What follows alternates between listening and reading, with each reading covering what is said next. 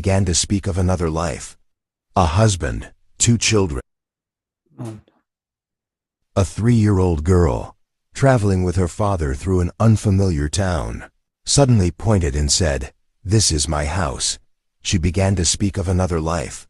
A husband, 2 children, a white-painted house with black iron gates, and even a secret she had never revealed to anyone. Years later, every word she had spoken was verified, with a level of accuracy that left scientists astonished. This is the true story of Swarnlata Mishra, a journey of memories that transcends death, challenging every limit of human memory and belief.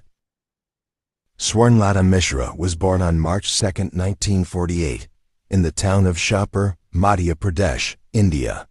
She was the child of an educated family. Her father, Mr. Pandey, was a scholarly and meticulous government officer, known for his rigor and precision. The family had 8 children, and Mr. Pandey would later recall that, among them, several had unusual childhood stories involving memories that did not seem to belong to their own lives.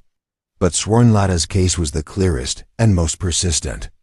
In 1951, at just 3 years old, Swarnlata accompanied her father for the first time through the town of Katni, a place completely unfamiliar to her. As their car entered the town center, the little girl suddenly turned her gaze out the window and said firmly, "This is the road to my house." Mr. Pandey was momentarily surprised, but before he could ask more, Swarnlata naturally began describing a place she insisted she had once lived in. She spoke not only about the paint color and the gates, but with a tone of deep familiarity, as though she were returning to a well-known home. At that moment, Mr. Pandey couldn't fully grasp the meaning of his daughter's words, but later, he would realize. This was the very first time Swarnlata's other life memories had surfaced, opening the door to a long journey that her family and the scientific world would never forget. After that trip through Katni in 1951, Swarnlata's statement, "This is the road to my house," seemed like it might fade into oblivion. But over the following years, fragments of strange memories would surface from time to time, like broken pieces of a puzzle whose picture was not yet clear. At first, they were just casual remarks. While playing alone, Swarnlata would sometimes sing songs in a strange language, not Hindi, the family's everyday tongue. She could not translate the words, but she sang fluently, sometimes even dancing to the rhythm. On another day, in the middle of a meal, she suddenly spoke of a white-painted house with black iron gates and a stone-paved courtyard overlooking a railway track. Mr. Pandey didn't pay much attention until these same details were repeated several times, always with the same tone of deep familiarity. A particularly notable event occurred in July 1958, when Swarnlata was 10 years old. That day, the Mishra family welcomed a guest, the wife of Professor R. Agnihatri, a native of Katni. As soon as Mrs. Agnihatri entered, Swarnlata's face lit up. She greeted the woman with unusual familiarity and declared, "I have known you before, from long ago." Her words left the entire room astonished. At that point, Mr. Pandey felt it was necessary to record what his daughter was saying, rather than merely listening and letting it pass. From September 1958, he officially began a notebook, carefully documenting every sentence, every detail Swarnlata described. This was a turning point. All of the information was preserved, before anyone in the family made contact or attempted to locate her previous life. Family, something that researchers would later regard as a gold standard in investigating cases of past life memories. Rumors about a young girl in Shahpur who could recall a previous life spread slowly, carried by word of mouth. At that time in India, such stories were not entirely unheard of, but they usually remained as small village anecdotes. Swarnlata's case, however, was different. Her father, Mr. Pandey, had been carefully recording her statements since September 1958, day by day, detail by detail. He was not a man easily swayed by the mystical, but as he saw the same details repeated with consistent accuracy and emotion, He began to think that, if true, this was a case worthy of outside verification. These meticulous notes, passed along through connections in educational and administrative circles, reached H.N. Banerjee, a professor of philosophy at the University of Rajasthan, who at the time was collaborating with a group of scholars interested in past life memory phenomena. Banerjee had heard of other cases before, but most lacked clear evidence or had already been contaminated by prior contact between the subject and the previous life family. His principle was clear: for a case to be tested, all information had to be recorded before any meeting between the two families took place. When Banerjee read Mr. Pandey's notes, he realized this was precisely the type of case he had been looking for: fresh, uncontaminated data.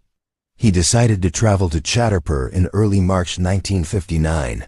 His journey was not merely to hear the girl speak, but to witness for himself, maintaining the integrity of the information before any direct verification. Banerjee met Swarnlata at the Mishra family's home. She was 11 at the time, bright and polite. He sat down, opened his notebook, and began asking questions, without prompting, without naming anyone. He simply asked her to describe everything she could remember about her previous house and the people who lived with her. The story flowed clearly: white painted walls, black iron gates, a stone-paved courtyard, 4 rooms fully plastered while others were unfinished, a girls' school behind the house, a railway track in front, and a lime kiln in the distance. She even said her family had owned a car, a notable detail, since in 1930s Katni, having a car was a rare luxury. Banerjee recorded 9 key features from her account. Not content with just hearing them, he set out immediately for Katni to see if such a house really existed. And there, in the midst of a changing town, he found it, the home of the Patha family, matching every detail, not only in its current state, but more importantly, in its appearance before renovations, exactly as Swarnlata had described. The owners confirmed that a woman named Bia Pathak had once lived there, and had died in 1939 at around 40 years of age. For Banerjee, this was only the first step. He now had a solid lead, but the real test would come when the two families met. A meeting he intended to arrange in such a way that no one could suspect that any information had been leaked beforehand. In the summer of 1959, before the first monsoon rains fell on Katni, H.N. Banerjee returned to the town with a critical task: to arrange the very first meeting between Swarnlata and the Pathak family. But this would be no ordinary reunion. It was to be staged as a series of tests, designed to eliminate any possibility that the information had been leaked beforehand. The Pathak family agreed to participate, but they remained cautious. Several members decided to deliberately mislead the girl. Some introduced themselves under false names. Others posed as strangers or concealed their true relationships. A cowherd who had once been well acquainted with Bia was told to claim he had been dead for years. When Swarnlata and her father stepped into the courtyard, the atmosphere was tense but tinged with curiosity. She paused for a few seconds, her eyes scanning the space as if sweeping over familiar corners. Then, as though a taut string of memory had just been pulled, she walked quickly toward a middle-aged man. "This is my husband." That man was Chintamani Pandey, Bia's widower. He nodded, his expression a mixture of confusion and emotion. Next, Swarnlata recognized Bia's 2 sons. She called them by their correct names and even asked a private question. "Do you remember when Mother bought you?" The query startled them. It referred to an item only the family knew about. She then turned to 3 other men, correctly identifying them as Bia's brothers, in the exact order of their birth, without mistake, even though they had tried to blend into the crowd. She also immediately recognized 2 sisters-in-law, greeting them in a manner perfectly aligned with the role and etiquette of an elder sister in the family. Among the roughly 40 people present that day, Swarnlata also pointed out the servant who had once worked for the family, the betel nut seller who often visited, even though he was standing far away and no one had mentioned him. The midwife who had helped Bia deliver her youngest son. When she was brought inside, she correctly indicated where a parapet had once existed on the veranda, but had since been removed. She asked about a large tree in the yard that was no longer there, and noted that some rooms had been renovated since the time she had lived in the house. Banerjee and the other witnesses observed something striking. Swarnlata's demeanor changed entirely when she was with the Pathak family. With her birth father, she behaved like an ordinary child. But here, she became reserved, dignified, and addressed others exactly as a grown woman of her standing in the family would, as if Bia Pathak herself were present. Even when the Pathak family attempted a trap by bringing up the cowherd and insisting he had died, Swarnlata immediately corrected them. "No, he is still alive. I last saw him before." Leaving. The meeting lasted for several hours. By the end, those present were left with a mix of astonishment and bewilderment. For Banerjee, it was clear he had just witnessed one of the most critical parts of the investigation: direct recognition of people and objects, under controlled conditions, that could not be explained away as mere coincidence. What took place that day was later documented in full detail by Ian Stevenson in 20 cases suggestive of reincarnation, and it was precisely this portion that helped make Swarnlata's case one of the model examples most frequently cited in reincarnation research. After the striking first meeting, the connection between Swarnlata and the Pathak family did not end. In the following conversations, deeper memories began to surface, not the kind of details that could be easily verified publicly, but intimate stories that could only have been known by someone who had actually lived in that family. One afternoon, while sitting with Chintamani Pandey and several others, Swarnlata suddenly looked at him and half in jest and half in reproach said, "Do you remember the time you took money from my chest?" The room fell silent. Chintamani was momentarily taken aback, then gave a faint, uneasy smile. At first he denied it, but under the expectant gaze of those present, he admitted that he had once taken about 1,000 rupees from his wife's chest. Swarnlata insisted it was 1,200 rupees. The numbers differed, but both agreed the incident had truly happened, and it was something that no one but the couple themselves could have known. On another occasion, Swarnlata recounted attending a wedding with Mrs. R. Agnihotri in Katni. She described in detail the scene that day, even mentioning the difficulty she had in finding a restroom during the celebration. When this was checked, Mrs. Agnihotri confirmed the entire story, surprised that this small, insignificant moment, one she herself barely remembered, could be recalled so vividly. Beyond secrets, Swarnlata remembered changes to the house. The parapet on the veranda had been removed.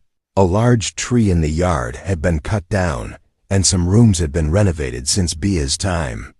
Notably, these details matched the past as confirmed by older family members, yet were completely different from the house's appearance in 1959, meaning she could not. Hare Krishna, I think it's very clear. There are clear signs of reincarnation. In Bhagavad Gita, Lord Krishna says in 2:17, because I will go over all the verses in Bhagavad Gita on reincarnation. 2:17.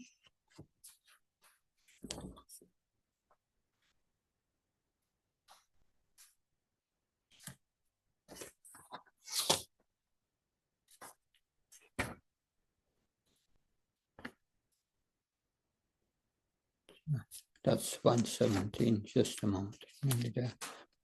It's the verse Avinasi to dot vidi.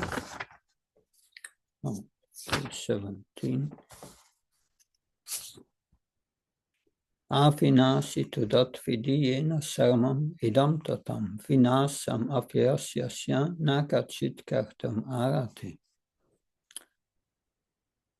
So Krishna says the soul is avinashi, imperishable, that yena sarvam itam tatam, it pervades the entire body. Vinasam avyasyasya, it is indestructible. Na kachit kartamarati, no one is able to destroy this imperishable soul. So that which pervades the entire body is indestructible. What is that pervades the entire body and which is indestructible? That's explained in the 13th chapter, verse 14. That Krishna says what's pervading the entire body and which is indestructible. 13:34.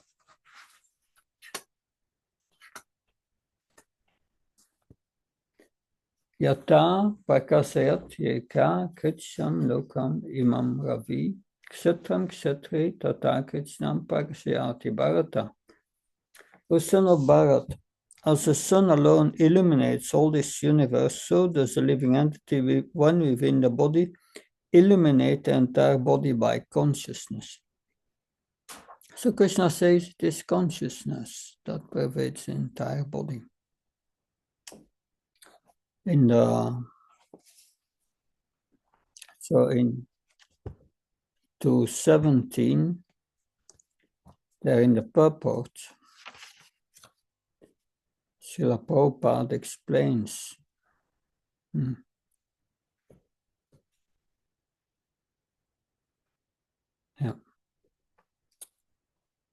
So each and every body is the embodiment of an individual soul, and the symptom of the soul's presence is perceived as individual consciousness. So consciousness comes from the soul, and the soul is described as 1/10,000th part of the upper portion of the hair point in size. 1/10,000th part of the upper portion of the hair. So the upper portion divided by 10,000 pieces. That's one. I heard someone ask artificial intelligence or what's the size, and there the answer was 3 micrometer. Anyway, but even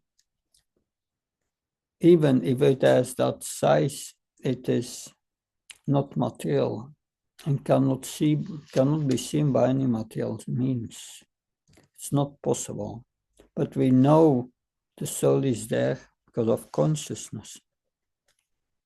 So this soul is covered by a gross and a subtle body. And Lord Krishna speaks about reincarnation in the 15th chapter of the Gita. 15th chapter. Yes.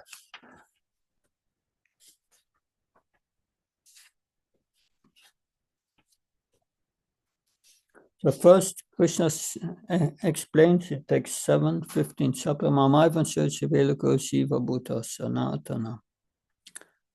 So the living entities are my eternal fragmental parts.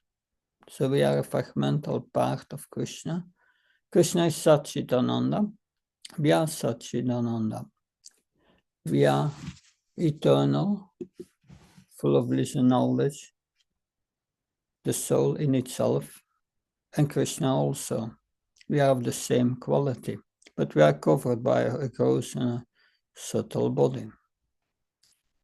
But the soul itself has its own spiritual body that and does not need the subtle and gross body. But because we want to do spiritual activities, we wanted to not to do spiritual activities. Spiritual activities is a natural activity of the soul, is serving Krishna with love. We didn't want to do that. Instead, we wanted to become God and exploit the material energy. And by that, we have received the subtle and the gross body. Liberation means getting rid of the subtle body, because the gross body is a product of the subtle body.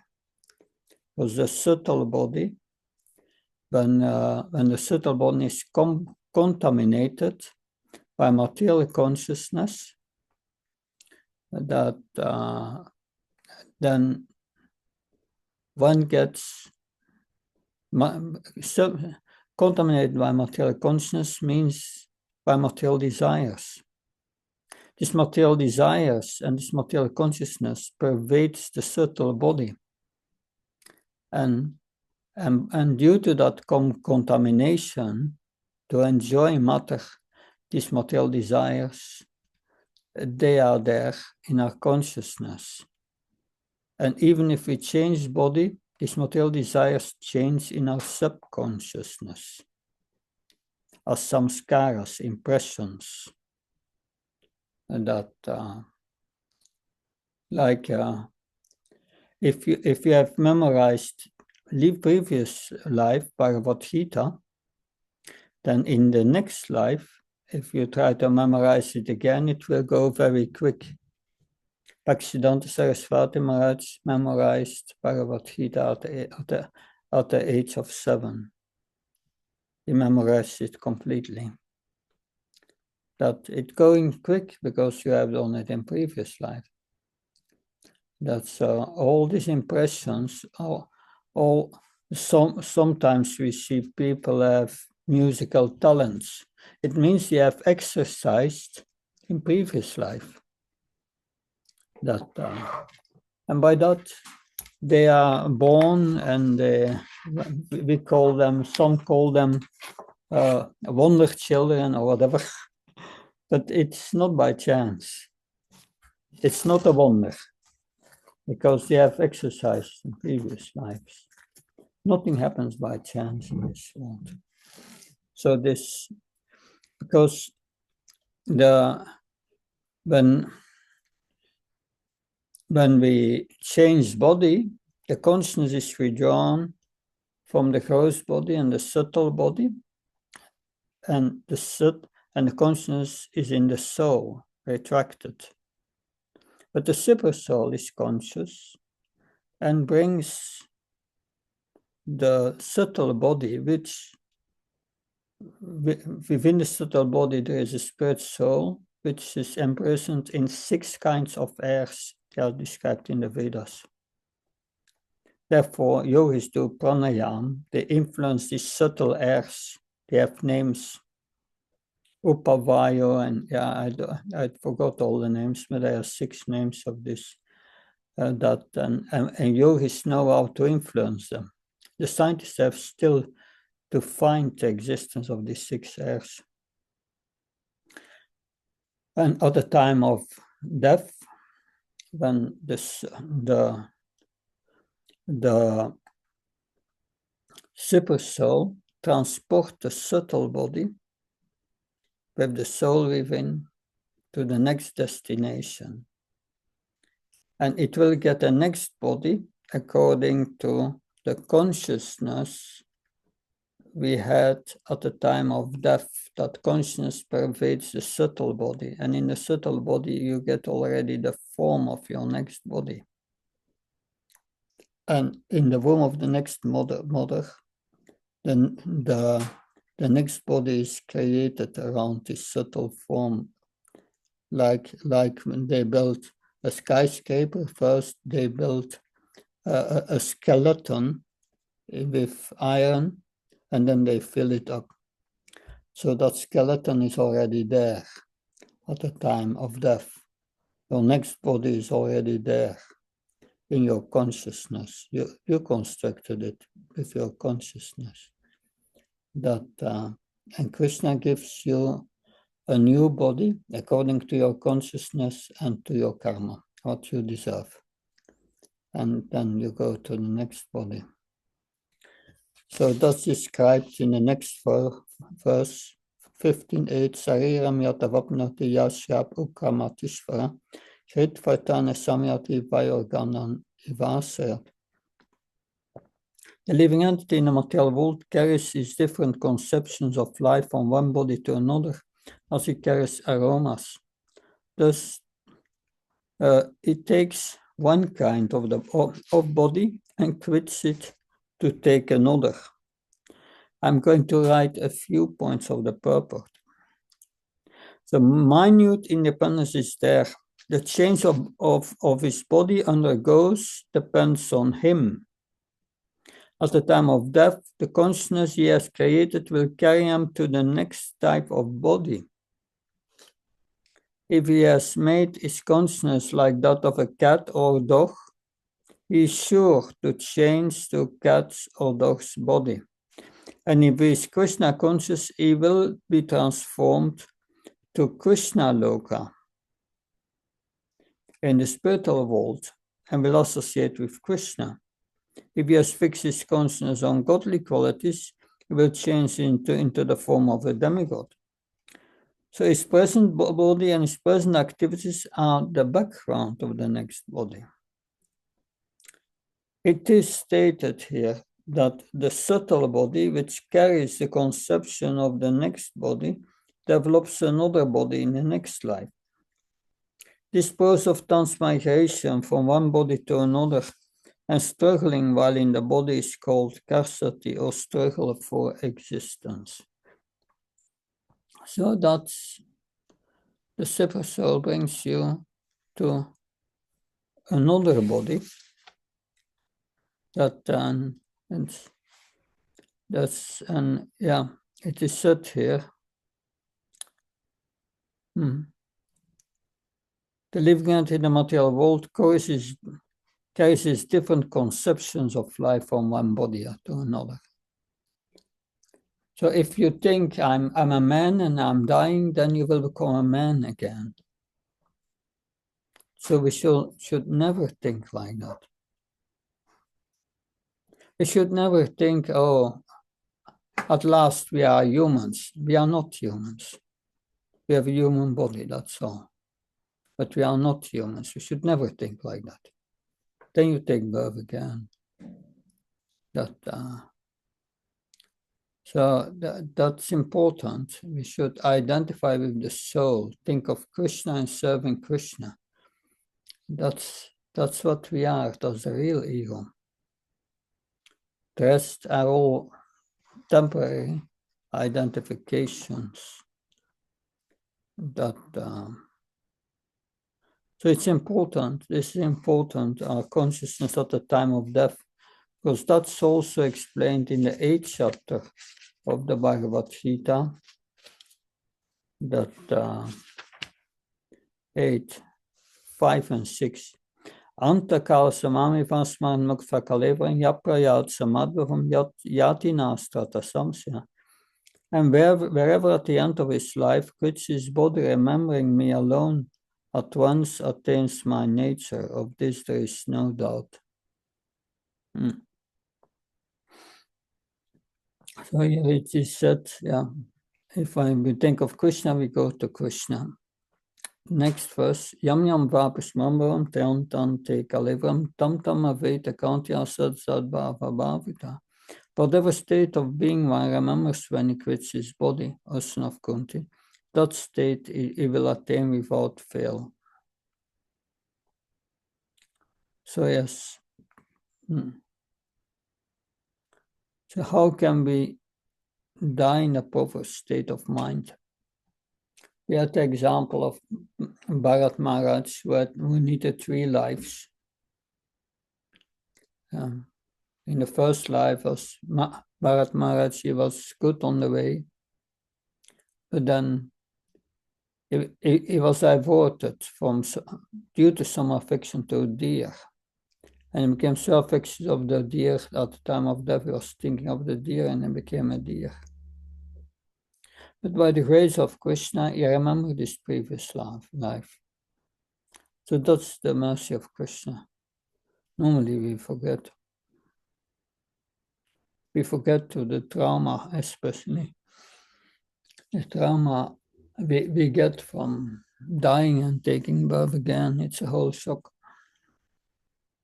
That, but Krishna says to Arjuna in the 4th chapter, yeah, I explained this knowledge 120 million years ago to the sun god Vivasvan. You were also there, Arjuna, but you heard it also, but you forgot because you changed body. I don't change body, therefore I don't forget. That, but we have seen Jad Bharat in his next life, he became a deer and he remembered his previous life. That was because he was probably because he was already advanced spiritually, but he was deviated. So Krishna gave him the remembrance. The next life he became Jad Bharat.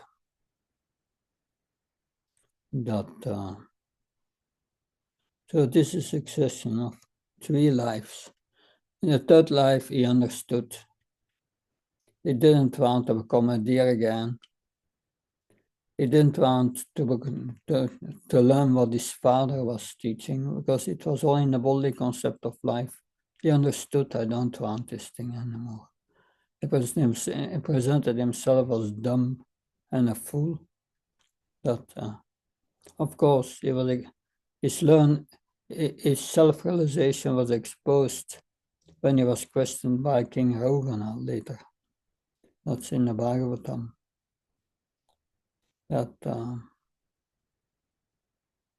But yes,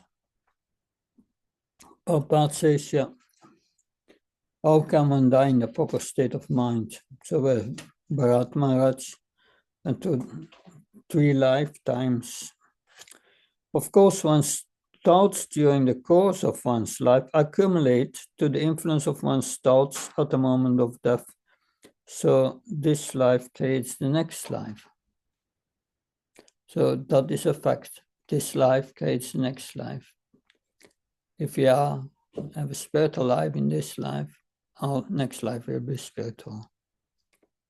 So if one is transcendentally absorbed in Krishna's service, then his next body will be transcendental, spiritual, not material.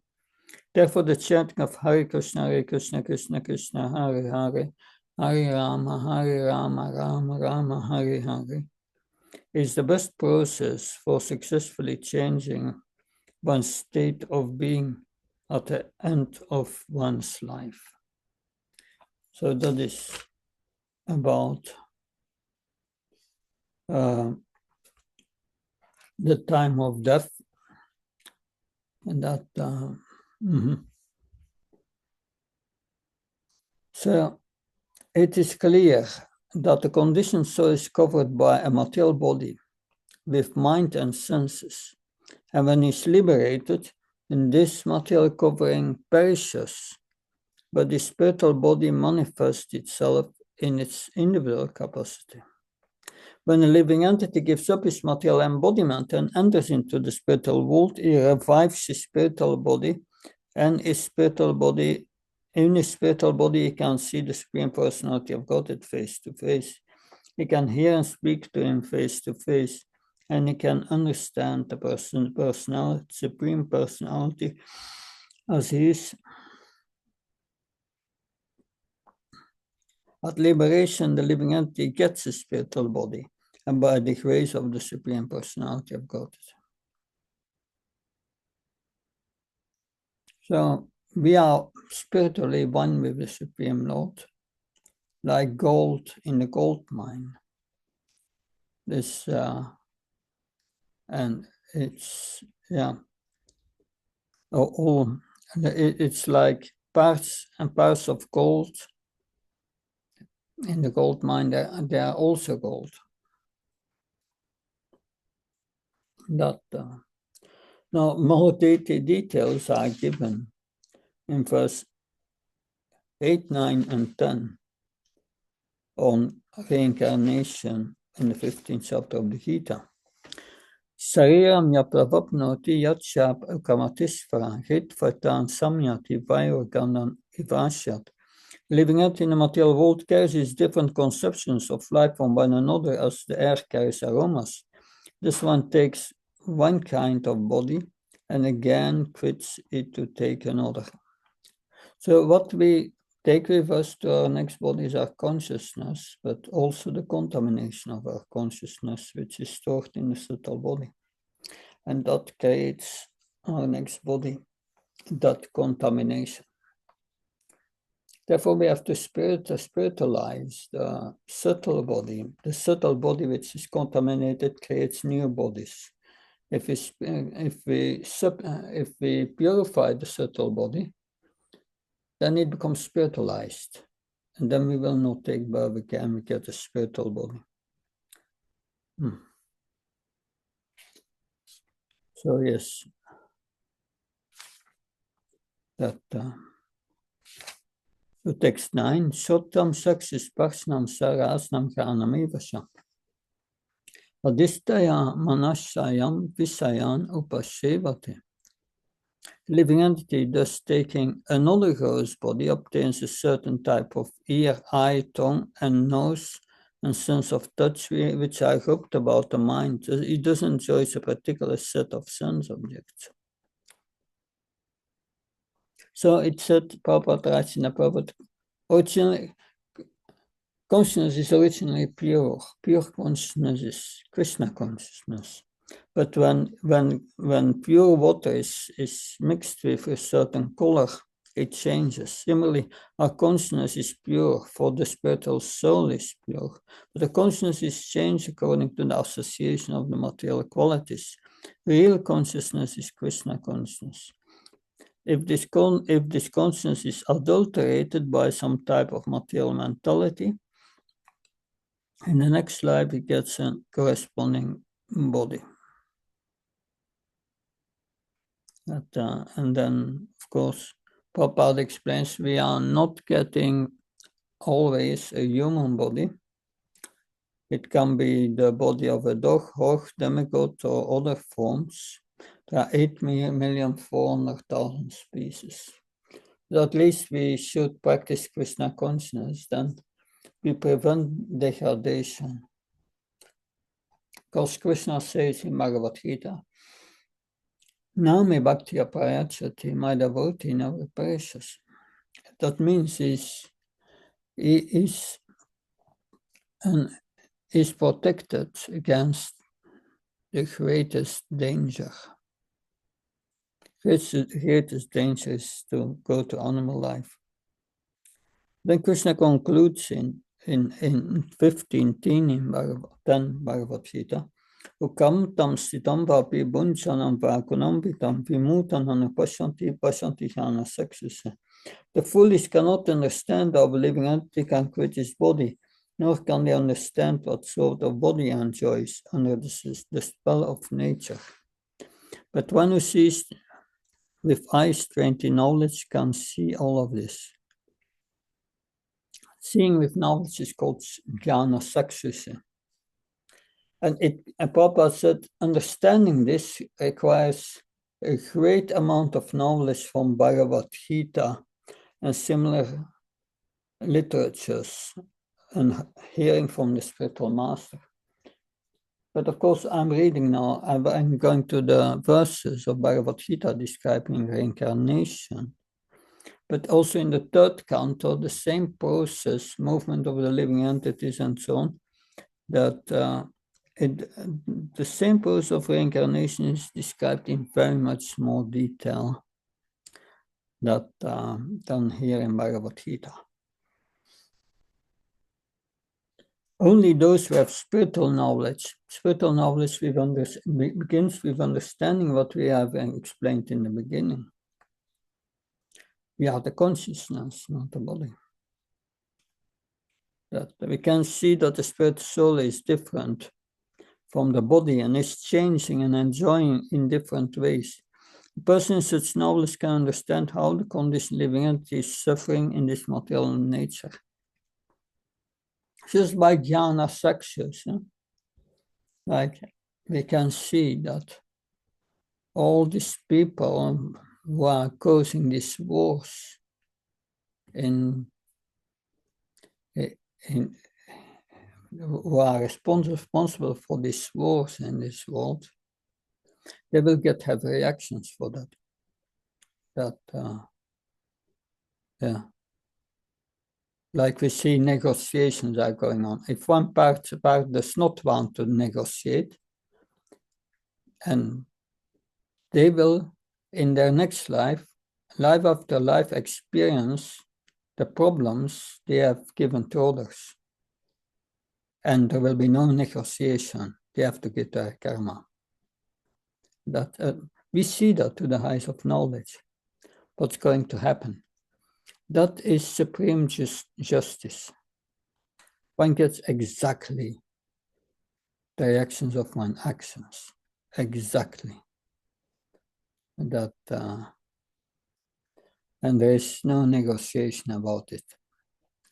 You have to get it.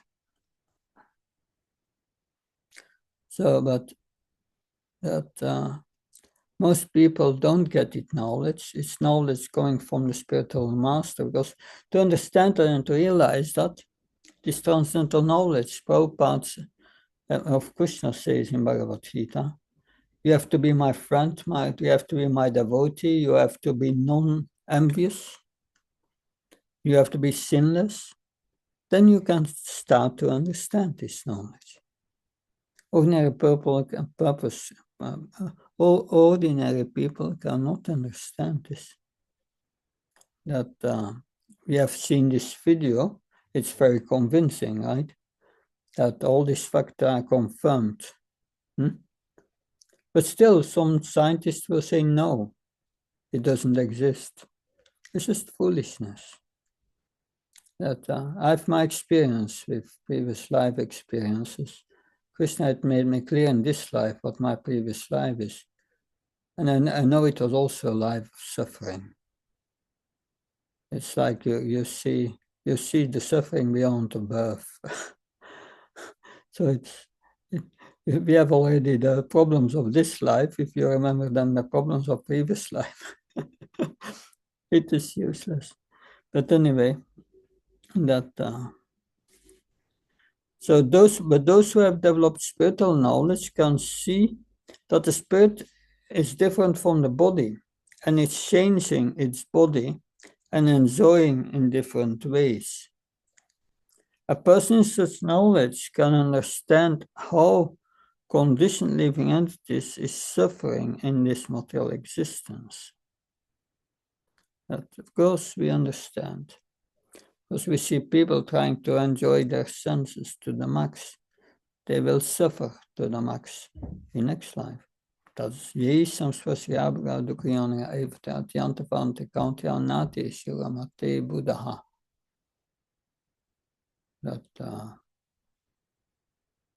So yes, when try to enjoy sense gratification, the reaction is suffering. And therefore, the wise man does not do that. But what can we benefit by enjoyment of the senses? Nothing. You become addicted to it, so many things happen. You become controlled by all these material desires, you become conditioned. It is horrible. But only those who are trained, who have eyes trained with knowledge, can understand that. One has to come to the point of asking the question, why am I here? Where do I come from? Where do I go?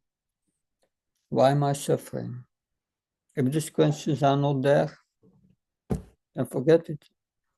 And, they will never get any understanding of reality. So Prabhupada concludes they should come out of it and be Krishna conscious and liberate themselves to transfer to the spiritual world. So that is about reincarnation. We should be very careful that, because if we are associated, especially with the mode of passion and ignorance, we prepare for a degraded body in the next life. So we should not do that. And try to come to the platform of a Brahman, identify with the soul, identify as a servant of Krishna. That all these designations we have accepted is due to contamination of our consciousness. That Father, any questions? Thank you, Maharaj. We learned a lot today. One question, you said, Maharaj, that we should not think that we are human. We are just in a human body, and we need to serve Krishna as a spirit soul. But as right now I'm serving Krishna, but I'm also thinking that I'm a human. So how can we serve Krishna with the consciousness of a spirit soul? The consciousness of a spirit soul means that you understand I'm an eternal servant of Krishna. I'm a part and parcel of it. I'm a spirit soul. That awareness must grow.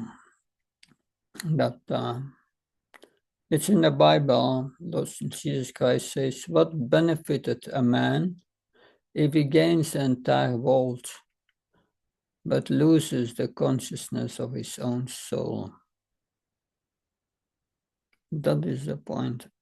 That we lose the consciousness of ourselves and we are mad, identifying with something we are not. It's a big disease. That's the disease we must eradicate by chanting and especially by hearing the Bhagavatam. By hearing the Bhagavatam, we come out of this body concept of life. That we come out of this body concept of life. We start to act as a servant of Krishna.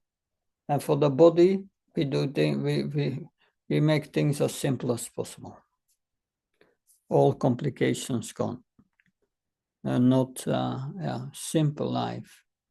Just what we need to do our business, what we need. That and because then one should work to live and not live to work. That's wrong.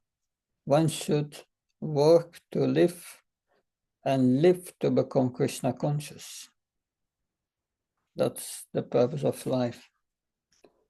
That to get out of this entanglement and go back to our original position. It's not something mystical or whatever. It's just becoming again who we are. That's all. That this material life is completely artificial. It's abnormal. That it's one suffering and another for the body. And we identify with that body. So yes, does that help? Yes, Maharaj. Thank you. Anything else? I think it's a great lesson already today. If we can just meditate on it and try to hear the Bhagavatam every day, and we will learn lessons how to get out of this body identification. That's the purpose of the Bhagavatam. That this Bhagavatam is one of the Puranas. In the Bhagavatam, it is said in the third canto, there's a verse that said, this Bhagavatam, it said that Srila Vyasadeva compiled the Puranas in the Itihasas. Puranas and Itihasas is the history of the universe. that and there we find so many examples of those who are identified with the body and what was the result in our next life. And so many examples of those who gave up the body identification and became liberated. Prasad Bharati took 3 lives to get to the point that so it takes a while to get rid of this body identification. It's not easy, but Khalli, by chanting and by hearing the Bhagavatam day by day, it grows better. But we have to follow the bona fide process. And that it's very important that anyway, something else. Maharaj, purifying the subtle body, the whole process sometimes seems very difficult, and sometimes it brings kind of a hopelessness that, oh my God, this is such a long process, whether I will make it or not. It's a long. Rupa Goswami speaks about the slow process of devotional service. It's a slow process, but a very effective process. It works. One should never doubt on it. If you continue in 5 years, you will be different. And 5 years later, you will be also completely different in consciousness. So gradually, we get to anartha nivritti, and that's a good thing. Hopefully, before we die, we are mostly through it. The next life will be better, and we will make quicker advancement. But whatever purification we do, whatever we suffer is to never suffer again. Where materialistic people, they are just suffering. They are not learning, but we are learning. And that is positive. That a lifetime is not much. Even if we need a few, that it will be all right. Does that help? Good. Yes, ma'am. Thank you. But we will stop here, and we see then next week. We will look at the next topic. Today was reincarnation. Hare Krishna. Jai Prabhupada. Jai Prabhupada.